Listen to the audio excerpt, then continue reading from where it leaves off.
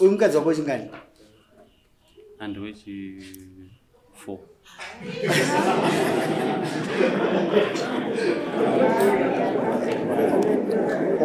Alright. Nai mama. Muri wangani? 2. Muri 2. Imimi nani?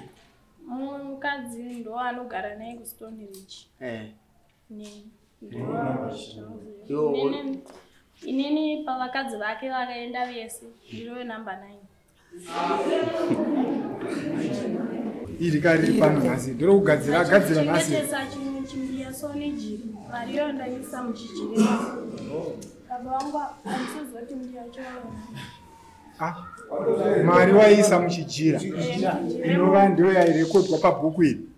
Chiri kupi?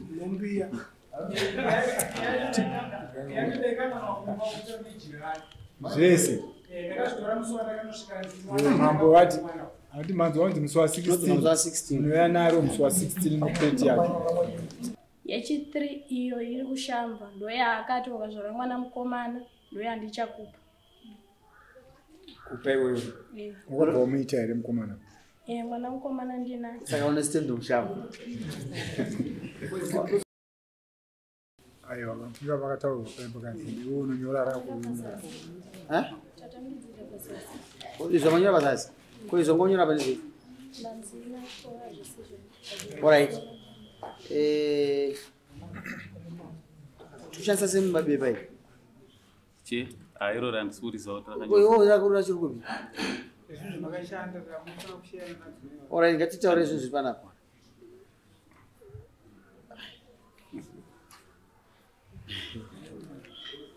Alright, kuproperty unonyora ingwana naye mwanangu.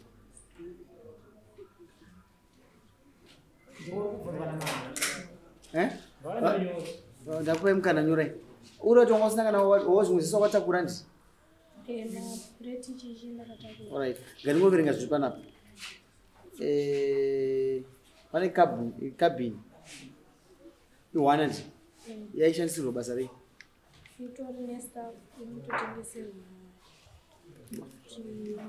Tuckshop here. Alright. Mastand matatu. Ndizvo. Mota nhatu. Ko back to school chi? My uniform. Back to school my uniform. School fees yani yako? Akangwa. Angozvisa paproperty, ndiri property yake inohodzeka kuchikoro. Waitawo akateerera mambo wake kuti afonodzeka kuchikoro. Andeisha mani, anzi pane cabin ine zvinhu mukati. Handina chandokuziva. Unoziva zvipi? Pane zvataurwa apa handina chandokuziva. Aiwa ka? Kana cabin yacho hauizivi? Ko mota? Mota hapana. Mota handina. Une chipi? Pane zvataurwa apa hapana.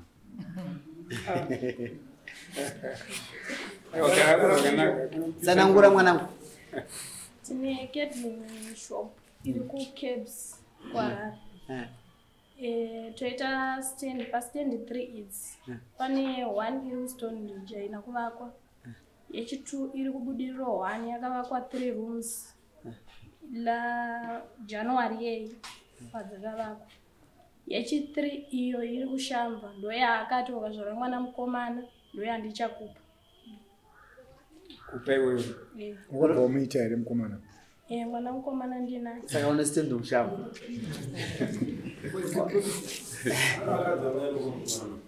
Ndomubvunza wangada kuisa iwo.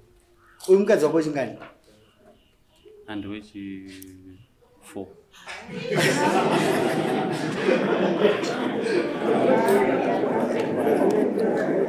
Alright. Nai mama. Muri wangani? 2. Muri 2. Imimi nani? Mukadzi ndo anogara naye kuStone Ridge. Inini pavakadzi vake vakaenda vese ndiro namba 9.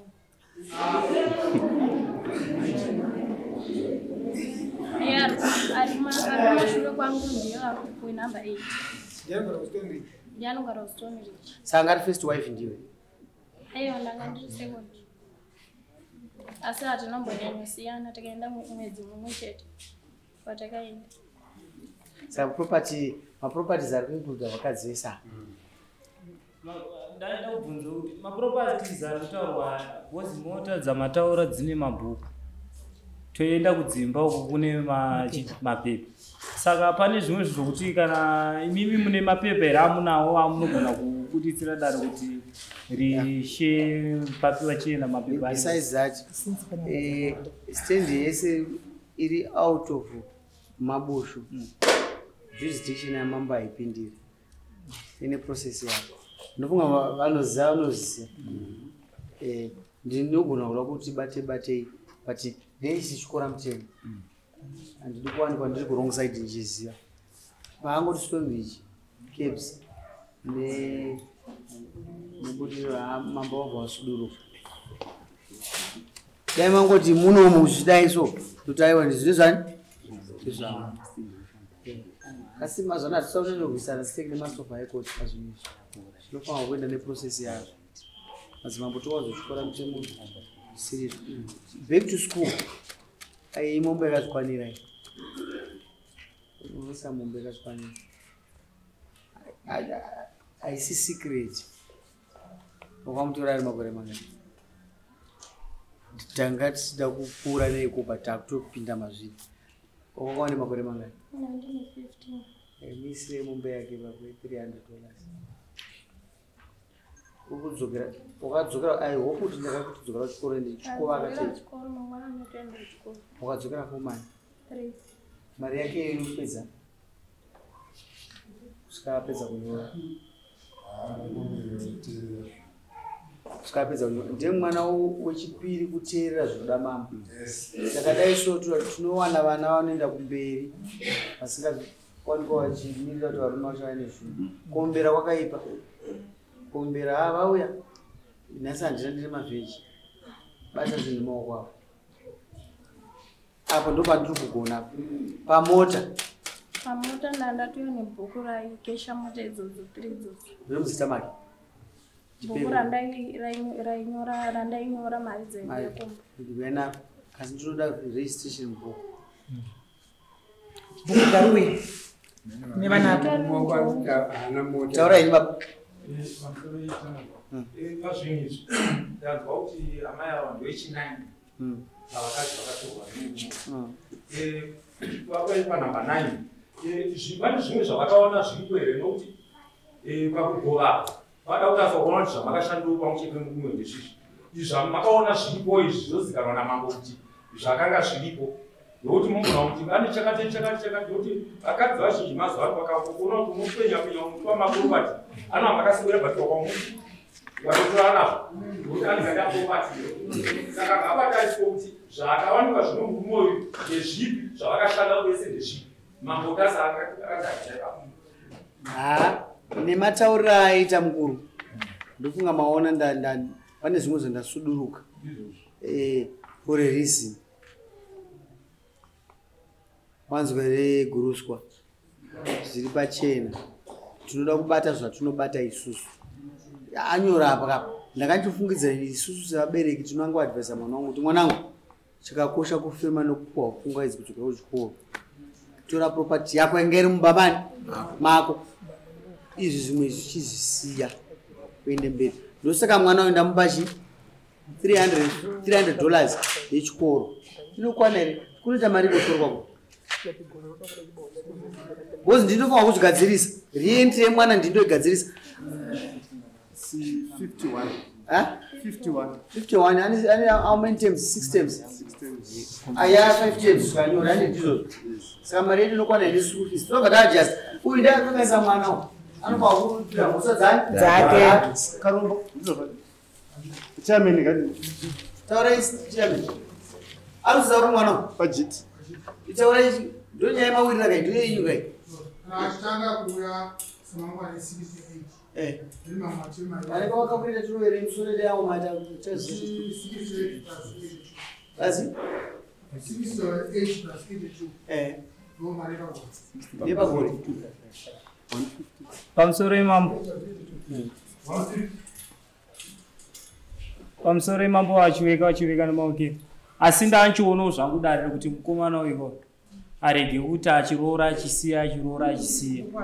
Anofanira kumbokombenzetawo mwana uyu mukumutora kwaakaita bhozi apa akuratidza kuti munhu haatongobuda mumba asina chaakaita chaakabata. Saka anofanira kuti dare rimutuwo panguva yese akatambisirwa iyi nokuti munhu akatodisebwa paupenyu hwake. Anofanira kuti abhadharwewo mwana uyu. Ndokuti uyadzikanwa. Ndikuzvizwa. Kasi nhasi hapasiwo pati. Waitawo nhasi hapasiwo pati. I'm sure kuti vanhu ava level yese yakapfuura. Handiti Guruswa. Level yese makapfuura ne. Haungagoware property kana pasina kupfuura. Hapana angatambisirwa mwana wake. Saka ndosaka maona kuti nyaya dzingati dzipateka. Izvi zvanyorwa izvi Guruswa zvemota nechini. Mwana wemwana mudiki. Pawakazi 9 mupana mari ndiri kumuvava. Vanhu vese avanga zvakati yaita mari 472 sikanyore mwana uyu. Ndo mari yandinoda kuti ichibviswa. Anobhadhara exam fee. Exam fee inozobviswa navabereki. Tatidzorera mwana kuchikoro. Atakubvisa responsibility yababa kwamuzvara. Anozomutora kuti akamukanganisa. Wazvizwa? Unobhadhara SBTM. Ai mhosva yako ndio wakakanganisa mwana uyu.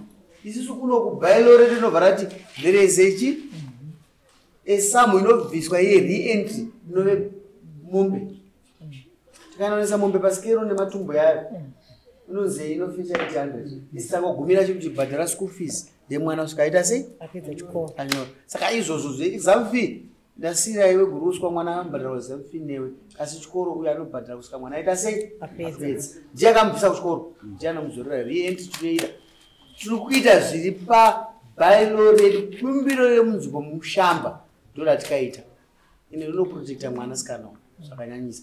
Ndinouromba varume anobva kuti amamba rofevhera vasikana ndo zvazviri nokuti mimi ndimakazviita varume ana mai nana baba vakomana vasikana. Neniwo futi ndotobatwawo napo. Saka ndofanira kushandisa nemazvo sezvo. Chikoro don't worry, you cater for everything. Pamomba pamota ndinoda kuti mudzoke mudare musi wa16 ndinomundigire mabhuku emota idzi. Be honest. Padzimba mambo havapindi. Handine pandachida kutaura. Pamotikari idzi mabhuku acho manje handisiri ndinawo anenge ane muridzi. Anachi? Anenge ane muridzi. Anouya kudare anongozvipindurira amira. Kudare kwamamba hakuna asingadiwe. Varidzi vemakambani vanongouya achigara ipa panyora ajiri muridzi toona anozvitambira. Kana uchiti ane muridzi uyo akanga ari chii paainyora? Iri bepa raakunyorera handisandambokonawo. Hatina kupusa kani. Keshi yaingouya kwauri yaingorekodi. Iri bhuku rakatonzi Washington Makanyanya.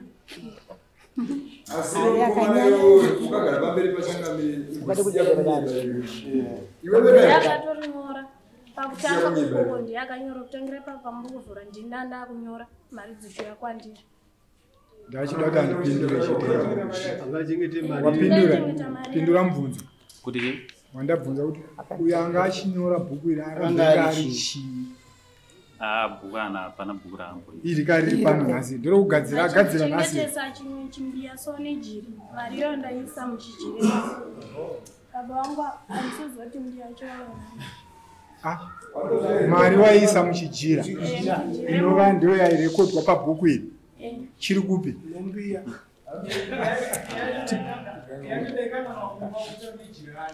Zvese. Mambo vati ati manzo wanzi musi wa 16 unoya naro musi wa 16 noplate yake tobata mupa zvinhu zvake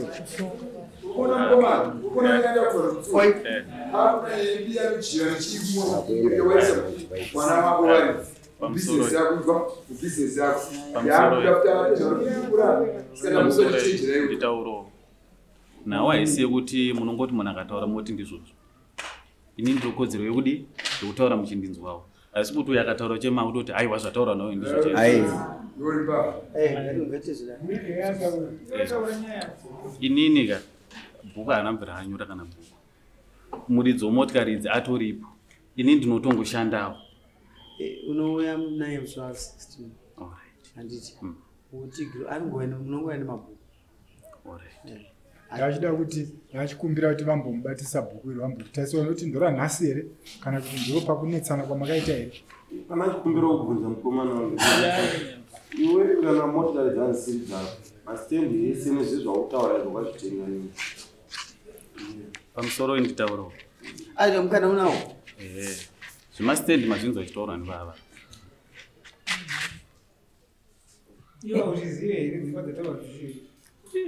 idzo dzakutaura ungoti hazisi jurisdiction yamambo dainge yedu daita kuta kubata yataura yemushamva yepadhuze